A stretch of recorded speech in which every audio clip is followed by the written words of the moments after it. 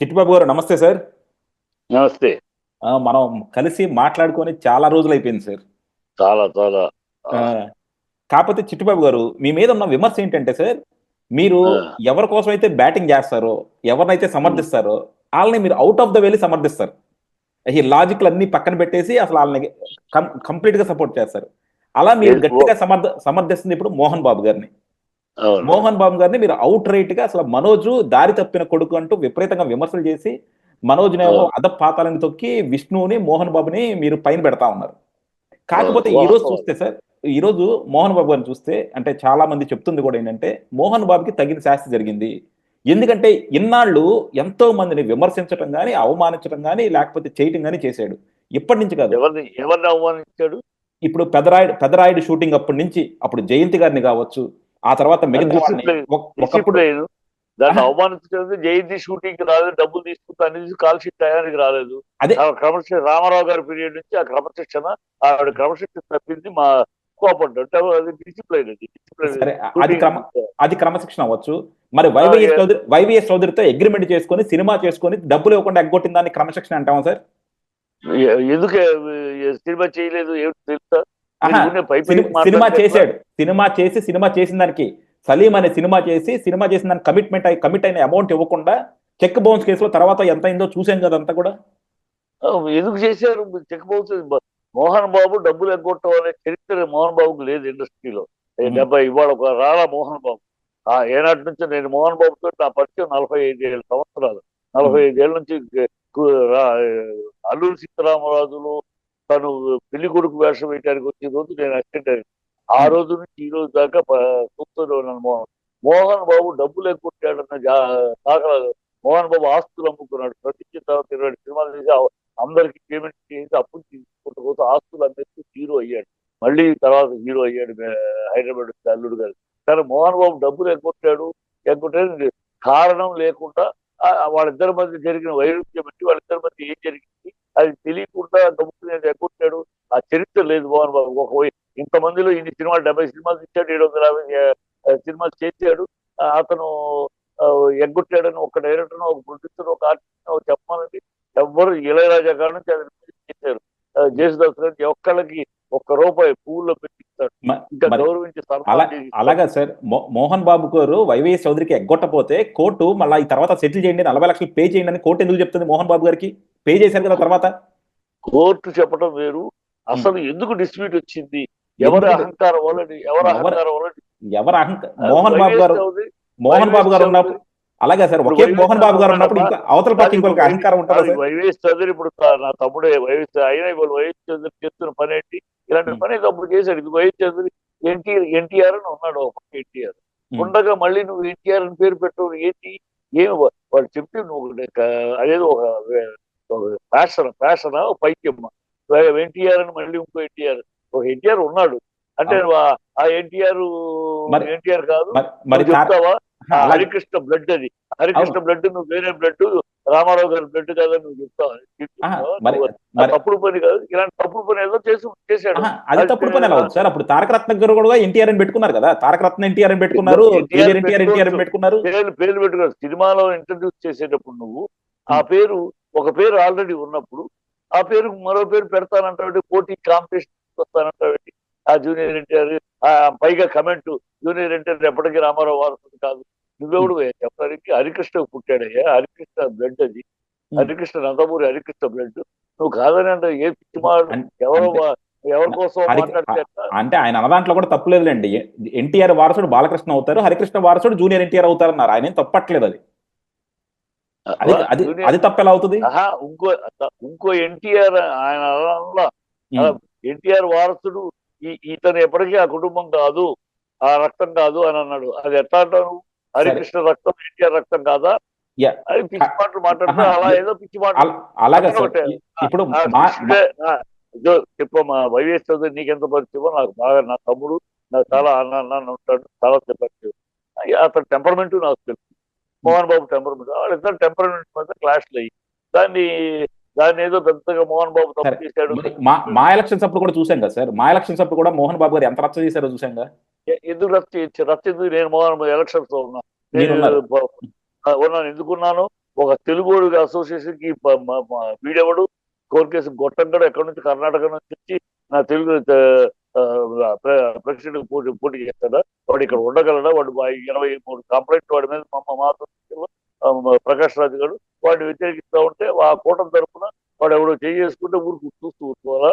వాడు పరాయి రాష్ట్రం నుంచి వాడిని ఆల్రెడీ కేరళలో తరిమేశారు, ఆల్రెడీ కర్ణాటకలో తరిమేశారు, తమిళనాడులో పెట్టాడు, చేరాడు, కేసు కోర్టులో కేసు ఉంది. అలాంటి ఎవరో వచ్చి తెలుగు రాష్ట్రంలో తెలుగు అసోసియేషన్ కి ఎవరు గతి లేనట్టు వీడు వస్తాడా? వీడిని సమర్థిస్తారా కొంతమంది వీళ్ళు? అది అక్కడ జరుగుతుంది క్లాష్. దాంట్లో మోహన్ బాబు, నీకు మోహన్ బాబు నచ్చకపోతే మోహన్ బాబు మాకు మోహన్ బాబు ఎందుకు నచ్చాడు? కళా ప్రపూర్ణ మోహన్ బాబు అంటే అందరికీ కూడా అభిమానం ఉంది. తెలుగు వాళ్ళ కోసం నిలబడ్డాడు, తెలుగు జాతి కోసం నిలబడ్డాడు. జాతి అంత పెద్ద పెద్ద మాటలు వద్దులే సార్, అంత పెద్ద మాట అది. నేను ఆ రోజు నేను నిలబడింది, పోరాడింది మీరు తెలుగు వాడు, మీరు పోరాడి తెలుగు వాళ్ళ కోసమే. మోహన్ బాబు గారు పోరాడింది వాళ్ళ కొడుకు కోసం పోరాడాడు అంతే. ఏం కాదు, మోహన్ బాబు కొడుకు కోసం కాదు, తెలుగు వాళ్ళ. అప్పుడు చిట్టుబాబు గారిని పెట్టచ్చుగా, మా ప్రెసిడెంట్ గా ఆయన ఎవరిని ఎందుకు చిట్టుబాబు గారిని పెట్టచ్చుగా? కాదుగా, అతను ఆల్రెడీ కొడుకు కాబట్టి ఆయన పోరాడాడు. కొడుకు ఆల్రెడీ అతను కమిటీలో చేసి ఉన్నాడు, గతం ఎక్స్పీరియన్స్ ఉంది కనుక అతను కంటెస్ట్ చేయడానికి సిద్ధపడ్డాడు. నేను సిద్ధపడ్డా అంతే తప్పితే ఆయన కొడుకు నిలబడ్డాడు. ఎందుకు నిలబడ్డాడు, సపోర్ట్ ఎందుకు వచ్చాడు, లేదా వచ్చేవాడు కాదు. అన్ని విషయాల్లో ఏంటంటే ఒక వేరే వర్గం ఆ ప్రకాష్ రాజ్ అనేవాడికి అండగా నిలిచింది, అందుకని ఇతను రావాల్సి వచ్చింది. అక్కడ అండగా వేరే వర్గం నిలిచింది, బుద్ధి లేకుండా తెలుగువాడికి తెలుగు మీద ఎవడో కలనపోడు వస్తే వాడిని సపోర్ట్ చేస్తూ ఒక వర్గం నిలబడింది. దానికోసం అండ కోసం రావాల్సి పరిస్థితులు అక్కడ. ఎందుకు వచ్చాడు కొడుకు? అలాగే మోహన్ బాబు గారిది ఇంకో పెద్ద కంప్లైంట్ ఉంది ఏంటంటే సార్, నందమూరి తారక రామారావు గారు చనిపోయినప్పుడు కొన్ని సూట్ కేసులు మోహన్ బాబు గారి దగ్గర కూడా వచ్చినాయి అన్నట్టు పెద్ద పుకార్ ఒకటి జనాల్లో బాగా గాసిప్ జరుగుతా ఉంది. పుకారం నువ్వే అంటున్నావు కదా, అదే గాసిప్ నేను చెప్తున్నాగా. గాసిప్ అది. మోహన్ బాబుకి అంత కర్మ లేదు. ఎవరిదో సొమ్ము తీసుకుని తను ఇవాళ కాలేజీ పెట్టినా కూడా 25% ఫ్రీ ఇస్తున్నాడు. నిన్నగా పోయి మొన్న అకాడమిక్ ఇయర్ లో నేను ఆ సింపుల్ కాకినాడ రాజమండ్రిలో ఒక తాకలు పిల్లాడు మంచి మార్కులు వచ్చింది, అతనికి పాపం డబ్బులు లేవు. వాళ్ళ నాన్నకి నాకు తెలిసిన వాళ్ళకి వాళ్ళ తాకలు వచ్చి నా దగ్గర చెప్పారు, ఇలాగ ఉంది, ఇంత మంచి మార్కులు ఉన్నాయి పిల్లాడికి, నన్ను ఎక్కడ ఇప్పించమని వేరే కాలేజీకి వస్తే ఏదైనా ఇప్పించమని వచ్చారు. నేను ఇమ్మీడియట్గా ఇదేం వద్దు మోహన్ బాబు, ఇక్కడ మళ్ళీ ఎక్కడికో కోయంబత్తూరు ఎక్కడికో ఇక్కడ నేను మాట్లాడతాను మోహన్ బాబుకి పంపించి ఫోన్లోనే ఇవ్వండి, డైరెక్ట్ గా కూడా ఫోన్లో అన్న ఈ బ్రహ్మాండమైన మార్కులు పిల్లాడికి, వీడికి మనం హెల్ప్ చేస్తే బాగా చదువుతాడు, వాడు పాప కట్టుకోలేడు, నీ దాంట్లో 25% ఫ్రీ కోటా ఇస్తున్నావు కదా, ఆ పిల్లాడికి ఇవ్వమంటే ఫ్రీగా ఎడ్యుకేషన్ ఫీజు, ఫ్రీగా హాస్టల్ ఇచ్చాడు. అలా 25% ఇస్తున్నాడు. అతను ఎవరి సొమ్ము తన కష్టార్జితం మీద బతికాడమ్మా.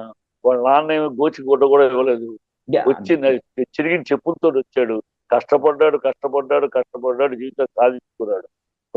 మిగతా గాలితనంగా ఎవరో కెరీర్కి ఎవరో వెనకాల ఉంటే రావాలి. మరి అంత కష్టపడిన వ్యక్తి, డబ్బుల గురించి అంత విలువ తెలిసిన వ్యక్తి, మరి పిల్లల పెంపకంలో ఎక్కడ తప్పు చేశారు సార్? నేను ఎందుకు ఈ క్వశ్చన్ అడుగుతున్నానంటే మీరు చెప్పారు చాలా సార్లు, దారి తప్పాడు. పెళ్లికి ముందు వరకు మీరు చూసే ఉంటారు, గతంలో పెళ్లికి ముందు అతనికి రెండో పెళ్లి వరకు ఎక్కడైనా కుటుంబంగా ఉండేవారు. కుటుంబం ఎక్కడికి వెళ్ళినా ఏ ఫంక్షన్ అయినా మొత్తం కుటుంబం ఉండేవారు. ఆ డిసిప్లిన్ పెంచాడు. ఇవాళ కాలేజీని ఎంత డిసిప్లిన్ మెయింటైన్ చేస్తున్నాడో, కాలేజీలో ఎంత ఎవరు చెప్పడానికైనా ఎవరైనా సరే గేటు బయట దిగడానికి లేదు, గేటు లోపలికి బండి వచ్చినాక దిగాలి, వెళ్ళేటప్పుడు కూడా గేట్ లోపల ఎక్కాలి, గేటు బయటకు వెళ్ళి బస్సులు ఎక్కడానికి లేదు, ఎందుకంటే వీళ్ళు ఎటున్నా పోతారేమో అంత స్ట్రిక్ట్ గా మెయింటైన్ చేస్తున్నాడు. అలాగే పిల్లల్ని అలాగే స్ట్రిక్ట్ గా డిసిప్లైన్ లో పెంచారు. ఎందుకంటే వేరే కాదు డిసిప్లైన్. అలాగే ఉన్నారు. ఈ పెళ్లి తర్వాత ఈ పిల్లాడిలో టోటల్ గా మార్పు వచ్చింది. టోటల్ అతను పిల్లలను పెంచాడు. పెళ్లి తర్వాత పెళ్లికి ముందే ఈ పెళ్లి మనకు వద్దు అని చెప్పాడు. ఎందుకు చెప్పాడు? ఊరినే చెప్పాలా, లవ్వును వ్యతిరేకించే కాదు, పెద్ద కొడుకు వీళ్ళు లవ్వే చేస్తున్నాడు, కూతురు లవ్వే చేస్తుంది, లవ్వును వ్యతిరేకించా. కానీ పెళ్లికి ముందు ఏదైనా పెళ్లింటే 7 తరాలు అటు చూడాలన్నారా, మొదటి పెళ్లి చూడలేదు, నీ పెళ్లి అయిపోయింది, ఇప్పుడు చూస్తున్నాక నువ్వు నీ భార్య ఎందుకు విడిపోయారు, ఏ కారణాల వల్ల, ఏ ఈగోల విడిపోయారు, ఆ అమ్మాయి ఆ భర్త ఆ అబ్బాయి ఎందుకు విడిపోయారు, ఇవన్నీ అధ్యయనం చేసుకుంటా ఉంటే వాళ్ళ యాటిట్యూడ్స్, వాళ్ళ టెంపర్మెంట్స్ కనబడుతున్నాయి. అలాగే మన టెంపర్మెంట్స్ ఏంటో మన యాటిట్యూడ్స్ లో మనకు తెలుసు, మనవి మారవు, వాళ్ళవి మారవు.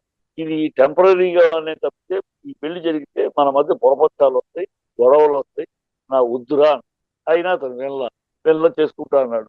నేను రాను అన్నాడు. అయినా సరే రాకపోయినా లక్ష్మి సపోర్ట్ నిలబడింది. తన ఇంట్లో పెళ్లి కొడుకు చేసి సరిగా ఆఖరిలో నిర్మల కోసం పెళ్లికి కూడా వెళ్ళొచ్చాడు అత్యంతలేదు. ఇప్పుడు అతను ఏం చెప్పాడో అది జరుగుతుంది. తాగుతున్నాడు, తాగి పబ్బులకు వెళ్తున్నాడు, రాంగ్ ట్రాక్ లో మనుషులతో. నిన్న వచ్చిన వాళ్ళు ఎంతమంది, 20 మంది రౌడీలు కూడా వచ్చారు. ఎవరు తెలుసా? వాళ్ళతోటి ఎవరు ఆ పైలట్ మోహన్ బాబు అయ్యే రౌడీలు తీసుకొచ్చాడుగా. మోహన్ బాబు అదే రౌడీలు తీసుకొచ్చాడుగా సార్. రౌడీలు కాదు అక్కడ, అదే చెప్తున్నావు.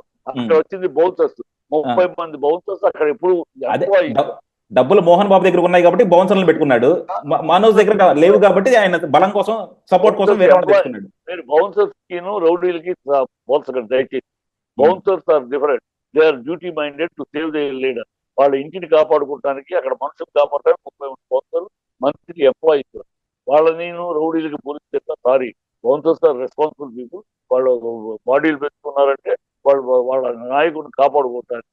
ఎవరికి బౌన్సర్లు ఉన్నా వాళ్ళని కాపాడుకుంటాం వాళ్ళ డ్యూటీ. అందుకే దే ఆర్ పెయిడ్ ఫర్.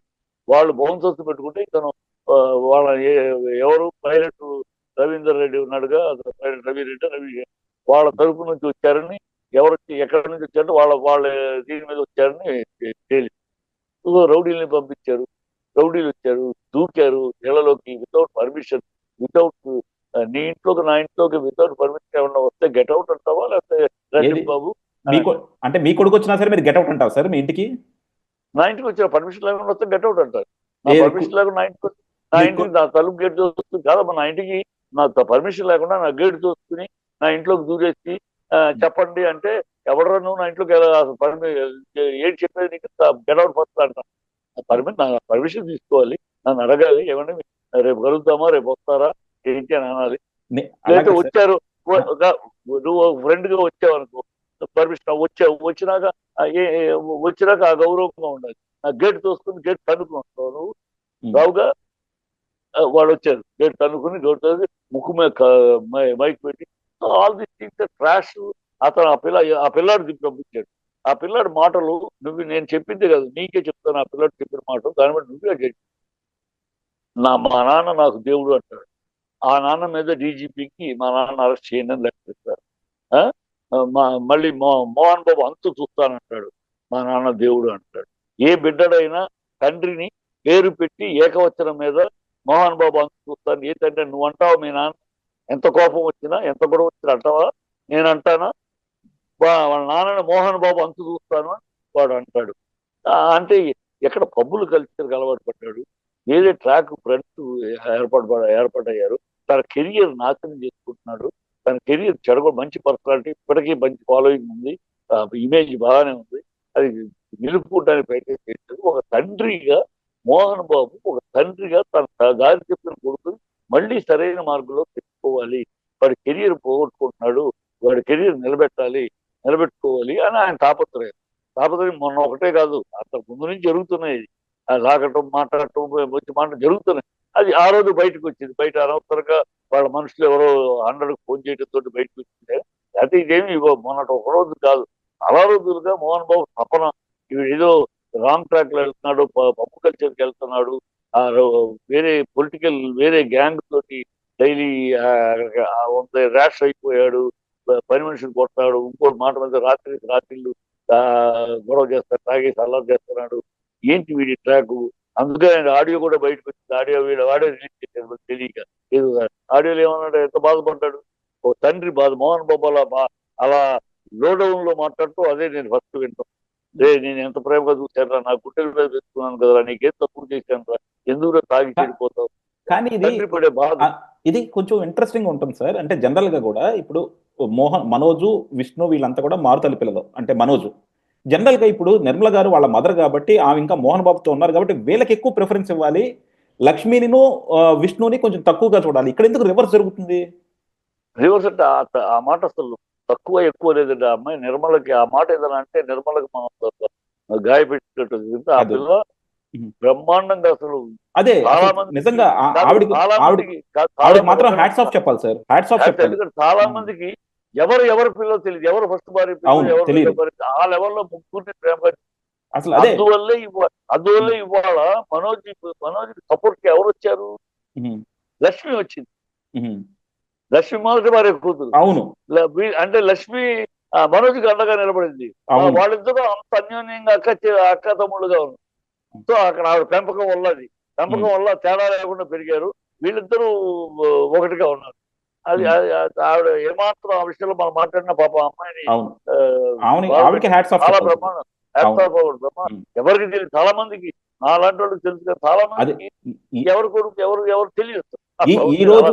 ఈ రోజు ఈ ఇష్యూ అయ్యి మీలాంటి వాళ్ళతో మాట్లాడితే మిగతా ప్రజలకు తెలుస్తుంది కానీ, లేకపోతే ఇప్పుడు దాకా విష్ణు మనోజ్ ఇద్దరు కూడా నిర్మలా గారి పిల్లలు, లక్ష్మి ఒక్కటే మొదటి భార్య కూతురు అనుకుంటా ఉన్నారనమాట అందరూ. అని అనుకుంటారు చాలా మంది, చాలా మంది, అవును. చాలా మంది అనుకుంటారు. ఉమ్. కానీ అలా పెంచింది ఆ పెంపకంలో ఎవరికి అది తేడా. మోహన్ బాబు కూడా ముగ్గురిని సమానంగా. నేను ఒక చిన్న కథ చెప్తాను. చిన్న కథ. ఒక తండ్రి 50 రూపాయలు సంపాదించుకున్నాడు కష్టపడి తన స్వభావం. 50 రూపాయల్లో ముగ్గురు బిడ్డలకి తలా 10 రూపాయలు, ఇంకా 20 రూపాయలు తన దగ్గర పెట్టుకున్నాడు. అది ఎప్పుడు తన తదనంతరం 20ని 50 చేసి పొందుతాడా, లేకపోతే 20ని అలాగే సేవ్ చేసి పొందుతాడా, లేదా అయిపోతే తన ఆ 20 తన దగ్గర పెట్టుకున్నాడు. 30 రూపాయలు బదులు ఇచ్చాడు. ఒక కొడుకు ఆ 10 రూపాయలు 100 రూపాయలు చేసి, ఒక కూతురు ఆ 10 రూపాయలని 40 రూపాయలు చేస్తుంది.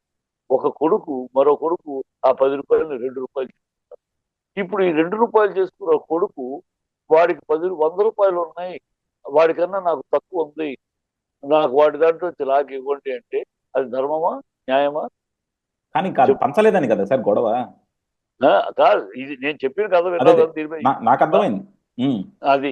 సో ఇక్కడ నేనేమి, నాకు ఇద్దరు సమానమే. కానీ ఇవాళ పరిస్థితుల్లో విష్ణు ఎలా స్టెప్ బై స్టెప్ స్టడీగా వెళ్తున్నాడు, ఎలా స్టెప్ పెంచుకుంటున్నాడు. తన నాన్న యొక్క కాలిఫోర్నియా కాకుండా, నాన్న యొక్క నీడే కాకుండా, నాన్న యొక్క షాడోనే కాకుండా, తను కూడా ఆ షాడోని వాడుకుంటూ తను ఎదుగుతున్నాడు. ఇంకా తను కూడా తన యొక్క ఇండివిజువాలిటీ కూడా పెంచుకుంటూ, అది కదా ఒక ఉన్నప్పుడు ఉండాల్సింది. ఈ ఈ పిల్లాడేమో నాన్న యొక్క లెగసీని వాడుకోవట్లేదు, నాన్న యొక్క ఆ, దీన్ని తన కెరియర్ ని పెంచుకోవట్లేదు. మొత్తం ఇంకా ఏజ్ అయిపోయినాక ఏముంటుంది? నువ్వు ఈ ఏజ్ లో నీ కెరీర్ ఇంకా ఉంది, పర్సనాలిటీ ఉంది, ఇంకా ప్రజల్లో నీ పేరు ఉంది. ఈ టైంలో కదా కెరీర్ కాపాడుకుని దాని మీద కదా కాన్సన్ట్రేట్ చేయాలి. మిగతా ఏదో విషయాల మీద, ఏదో ఫ్రెండ్షిప్ల మీద కాన్సన్ట్రేట్ చేసి ఆ రోజు తాగడం ఏంటి, ఎందుకు? ఇప్పుడు తాగుతావు వయసులో, ఇంకొంచెం వయసు అయితే ఇంకో 5 ఏళ్ళు పోతే ఏం తాగుతావు? బెడ్ల మీద పడుకుంటావు. కనుక ఈ కాదు మానేయాలి, మార్చాలి. తాగటం తప్పని కాదు, తాగుబోతు అవుతుంది, వ్యసనం అవుతుంది. అవన్నీ ఒక తండ్రిగా మార్చుకోవాలన్న ప్రయత్నం. దాన్ని తప్పుపట్టకూడదు, తండ్రిగా మార్చుకో. దాన్ని ఆ పిల్లాడు రాంగ్ ట్రాక్ లో ఉన్నాడు కనుక రౌడీలు తీసుకొస్తున్నాడు. తండ్రి పేరుని సింగిల్ ఏకవచనంలో తండ్రిని చూస్తానంటాడు. మళ్ళీ మా నాన్న దేవుడు అంటాడు. అక్కడ తెలిసిపోట్లా కానీ అతనికి. ఎందుకో మోహన్ బాబును మాత్రం సమాజం తప్పుగా అర్థం చేసుకుందేమో అనిపిస్తుంది సార్ ఇప్పుడు కూడా. ఎందుకంటే అర్థం చేసుకోండి, అందుకని అన్నారుగా యథార్థవాది, లోక విరోధి. అతను ముక్కు సూటిగా మాట్లాడతాడు. డిప్లొమసీ లేదు. ఎందుకు? ఉదాహరణ ఉంది, లెజెండ్ విషయం చెప్తారు. అక్కడ నుంచే మొదలైంది. లెజెండ్ లో ఆ మీటింగ్ లో మోహన్ బాబు మాట్లాడేది ఎంత సరైన వాక్య, ఎంత సరైన సముచితమైన వ్యాఖ్యానం. ఎందుకంటే ఇతనికి, చిరంజీవికి లెజెండరీ ఇవ్వాలని ఆ ప్రొడ్యూసర్ కౌన్సిల్ వాళ్ళు కాకపట్టడంతో దేనికో దరిద్రపు నిర్ణయం. అక్కడ అప్పుడు అసలు మాట్లాడింది, అప్పటికి కృష్ణ గారు బతుకున్నారు, కృష్ణరాజు గారు బతుకున్నారు.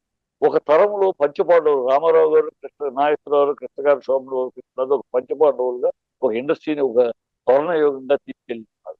వాళ్ళు బతికుండగా, వాళ్ళలో ఇంకా ఇద్దరు బతికుండగా నెక్స్ట్ తరాన్ని లెజెండరీ అంటే తప్పు. అది కృష్ణ గారు లెజెండ్ కాదా, కృష్ణరాజు గారు లెజెండ్ కాదా? వాళ్ళు కాకుండా ఈ తరం వాళ్ళు లెజెండ్ అంటే నేను లెజెండ్ కాదా? సో ఇది తప్పు, ఇది అనైతికమైనది అది అని మాట్లాడు. 100% కరెక్ట్ అతను మాట్లాడింది. దానికి ఆయనకి లెజెండ్ ఇచ్చారు, దాన్ని మోహన్ బాబు అడ్డుకున్నాడని వాళ్ళ ఫ్యాన్స్ అంటే వాళ్ళ మూర్ఖత్వం. ఇది నిజాయితీగా చిరంజీవి కృష్ణ గారి కన్నా ఏ రకంగా లెజెండ్. కృష్ణ గారు జేమ్స్ బాండ్ని ఇండియాకి పరిచయం చేసినాడు. సినిమాస్కోప్ని 70mm ఇండస్ట్రీ తీసుకొచ్చాడు, టెక్నాలజీని తీసుకొచ్చాడు. ఆయన సినిమా మోసకాలకు 120 దేశాల్లో ఆ రోజుల్లోనే దాని వరల్డ్ కాదు. ఆయనకన్నా ఎట్లా నువ్వు లెజెండ్ అవుతావు? ఎట్లా ఆయనకన్నా చిరంజీవి అవుతాడు? ఆయన తర్వాత ఇచ్చారు. అది వదిలేసి ఆయన బతుకుండగానే ఆ పెద్దవాళ్ళని పక్కన పెట్టేసి నెక్స్ట్ తరాన్ని తీసుకొచ్చి వాళ్ళ లెజెండ్ అంటే వాళ్ళని అవమానించట్టు కదా, Yeah. సీనియర్స్ అవమానించట్టు కదా, అది ఆయన మాట్లాడాడు. అంటే ఓపెన్ గా మాట్లాడాడు. మిగతా వాళ్ళు వెనకాల దొంగచాటుగా కరెక్ట్ గా వెళ్ళి తప్పండి, కానీ మనం ఏం చేస్తాం, ఇట్లా వాగుతారు. ఆయన ఓపెన్ గా మాట్లాడాడు. అంటే మీకు మోహన్ బాబు గారు చూసుకుంటే సార్, ఒక్కోసారి ఆయనకి సమాజం నుంచి విపరీతమైన సపోర్ట్ వస్తుంది, ఒక్కోసారి అంతే ద్వేషం వస్తుంది కూడా. ఇప్పుడు మనోజ్ గారి విషయంలో మనం అవుననుకున్నా కాదనుకున్నా సరే తెలుగు ప్రజలు అంత హర్షించట్ల.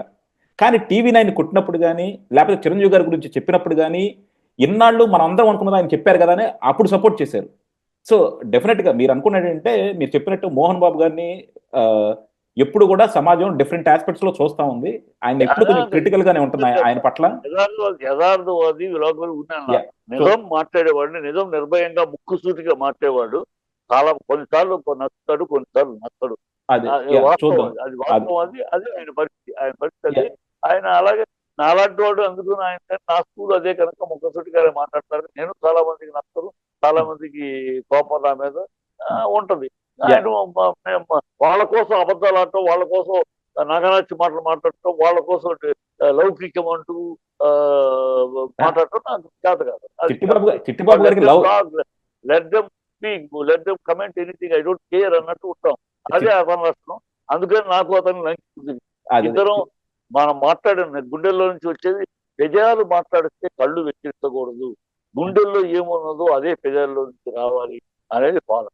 ఆ పాలసీ మేము పాటిస్తాం. చిట్టిబాబు గారికి లౌకికం లేదు, కానీ ఆయన ఎవరినైతే సమర్థిస్తున్నారో వాళ్ళ గురించి గుడ్డిగా సపోర్ట్ చేయడం అయితే ఉంది, అది మాత్రం ఉంది. గుడ్డిగా సపోర్ట్ చేస్తారా? Okay, thank you sir, thank you very much.